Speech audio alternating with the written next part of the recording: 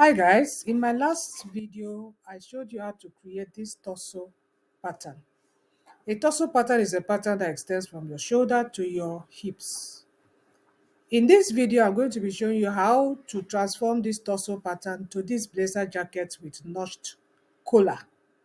So if you've not watched this video, I will link it right here. You can go ahead and go and watch it, and then you can come back and watch this video to see how to create this blazer jacket with notched collar. Without wasting much time, let's go and start.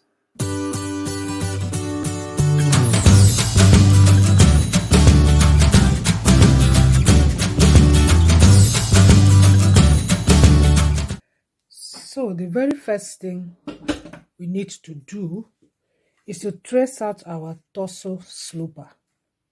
This is the front part of the torso sloper. We are going to trace everything out onto this pattern paper.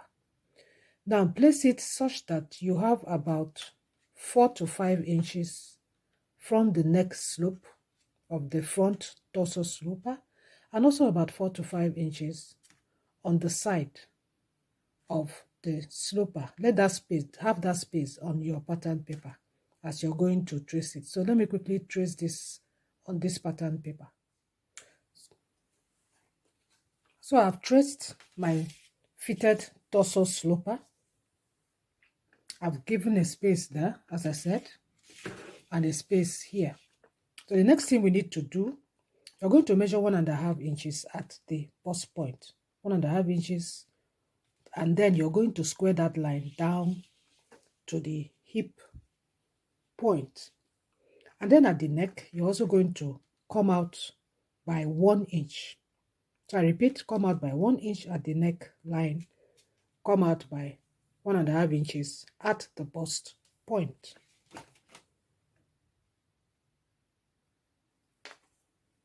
So after you've extended your 1 inch here and you've extended your 1.5 inch here, you're now going to draw a line from that 1 inch to join this 1.5 inch, just like so.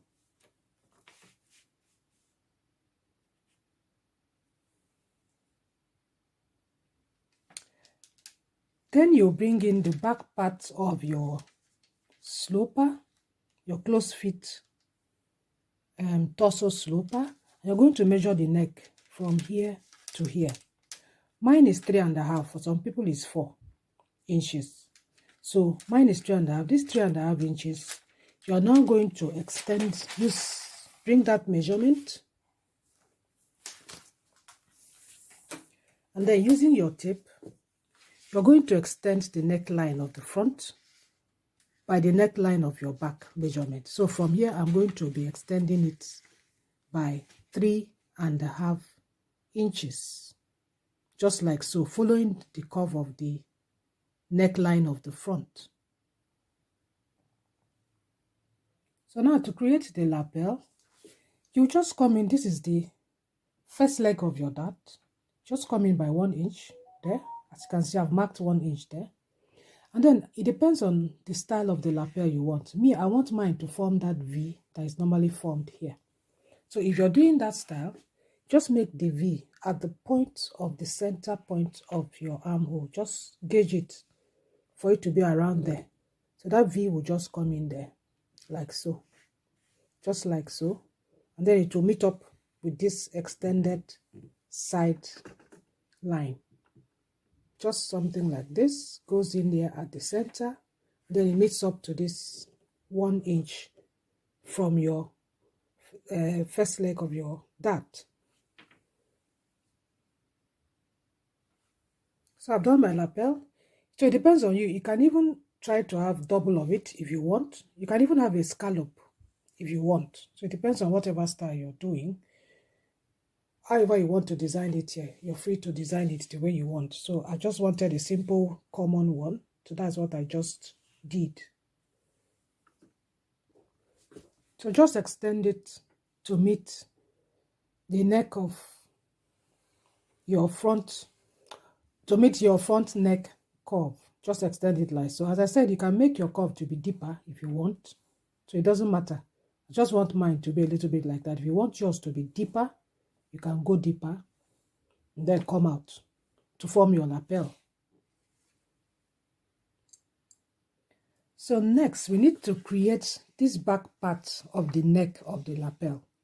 You need to create that back part, and I'm going to show you how to do it professionally.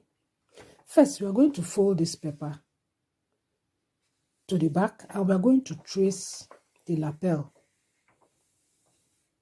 on the paper. I repeat, first, we are going to fold this paper at this cut here.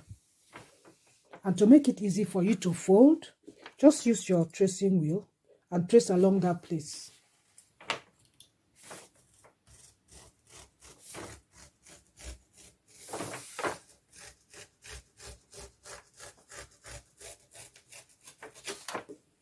So after you've done that, I'm not going to fold the paper at that point.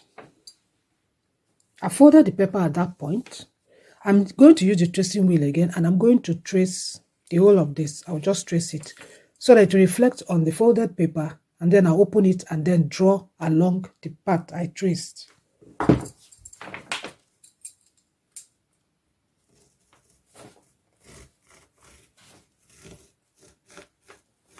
Just follow me.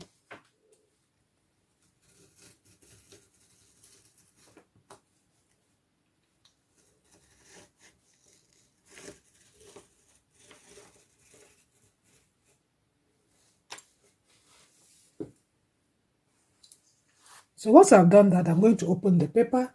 Then I'm going to draw out what I've traced on the back of the paper. So as you can see, I've traced it out. See it here? I've traced it out.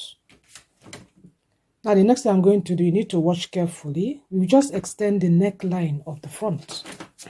The neckline of the front to just form a new neckline like so. Just extend the neckline of the front to form a new neckline, just the way I'm drawing it, like that. So that's how it's going to be. I'll use another color so that you see what I'm talking about. So I've used a blue line, as you can see it there. I just extended it to meet this line. And then you're now going to extend this line to meet up with this line, to go like this and like this. So I need to explain something right here. Unfortunately, my pattern, I should have made it a little bit longer. So if you're doing your pattern, make it a little bit longer here, not just 4 inches, make it up to 7 inches. I didn't remember that. You need to make a little bit longer for what I'm about to explain to you. You know that this is the section that sits on the back part of your pattern. Now, this is the back part of your pattern. This is the neck part of your pattern. It is this place that will sit there, just like that. It will sit like that. So when you sit like that, you know that this has to curve back to the back.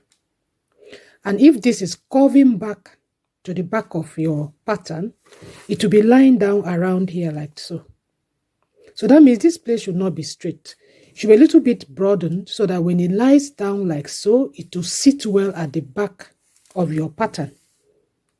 So how do you do it? That's what I'm going to work on. We need to work on this space from here to here to make it a little bit broad so that when you add it to your pattern, when it falls back, it will not be tight or constricted. It will lie down very well. So how do you do that? So first of all, we are going to measure this and find out the measurement. For me, mine is 3 inches. We are going to get half of it. For me, it's 1.5 inches. Once you've gotten half of that, you now go to the back part of your pattern. That's the back part of my pattern. And that 1.5 inches, we are going to measure it round the neck, this neck. This is our neck of the back. So we are going to measure 1.5 inches, like so.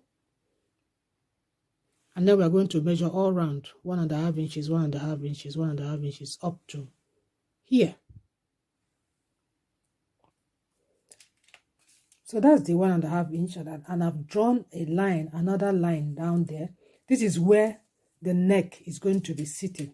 So what we'll do now, we'll measure from here to here and get what the value is. Then measure from here to here, which you know I measured before is 3.5. And we're going to subtract that from this one. So for me, this is 5.5 inches, and this here is 3.5 inches. So when you subtract the two, you get 2 inches. So that means we are going to get another paper. Let me remove this. Get another paper. And then just trace the part of the neck. Just trace it out like that. Trace it out.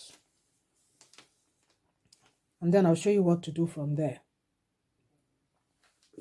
So once you've traced that out, we are now going to cut this out. Remember, this is the neck part. Now this is the part we are going to expand to make it up to 5.5 inches. That's exactly what I'm going to show you what to do. So once you've traced it out, we're now going to cut out that part. So this is what I've traced out. This is what I've traced out.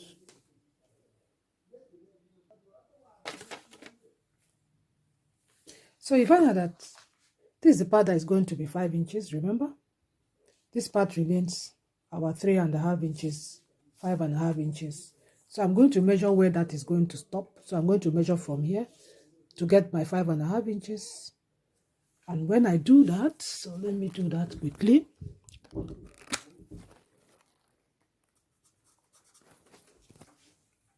So that is where it's going to stop. And this is the 3.5 inches. So what we will do now, that paper that you traced, cut it into equal parts. And now we are going to just slit it up to here. Just slit it down. So we are going to spread it such that this upper part will be 5 inches. As you can see, I've spread it. I've spread the top part to make it up to that 5.5 inches. That was my mark. And this part is the 3.5 inches. So what you do now, just trace it with your color biro or color pencil. Trace it out like that, and then you get the curve back here, like so. So that is our collar yet. That is our collar. Goes like this, and then goes like that. And that is our collar. So when you're done tracing it, you can now remove this. And then I will do the cutting. And then you see the fitting. I'll cut double front and the back. And then I'll just pin them together so you see the way it looks. So that is our finished blazer pattern. I've joined the darts. I just gummed it together so you see what it looks like. I put some things for where the buttons are going to be. And then that is your neck sitting down at the back of it. And you see there's a space here that will make it possible for the neck to actually sit when it's folded. When it is folded, it will sit well at your back. So that's your blazer pattern.